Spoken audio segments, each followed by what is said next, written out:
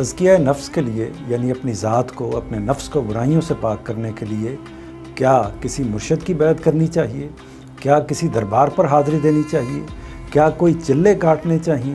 کیا کوئی وظیفے کرنے چاہیے؟ یا کیا دنیا کو چھوڑ دینا چاہیے؟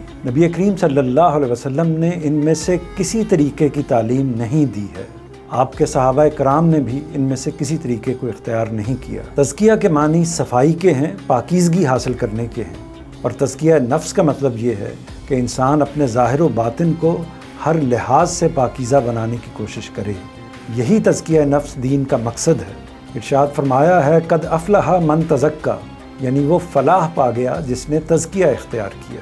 تزکیہ نفس کا یہ کام کوئی اور نہیں کرتا بلکہ وہ دین کرتا ہے جو نبی کریم صلی اللہ علیہ وسلم نے انسانوں کو دیا ہے۔ فرمایا ہے اسی نے امیوں کے اندر ایک رسول انہی میں سے اٹھایا ہے جو اس کی آیتیں انہیں سناتا اور ان کا تزکیہ کرتا ہے اور اس کے لیے انہیں قانون اور حکمت کی تعلیم دیتا ہے۔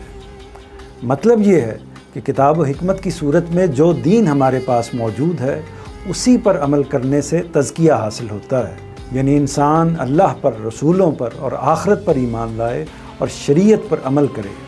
اس کا مطلب یہ ہے کہ رسول اللہ صلی اللہ علیہ وسلم کی تعلیمات کے مطابق تزکیہ نفس کا واحد طریقہ یہ ہے کہ اللہ اور اس کے رسول صلی اللہ علیہ وسلم پر ایمان لانے کے بعد ان کی مقرر کردہ شریعت پر عمل کیا جائے۔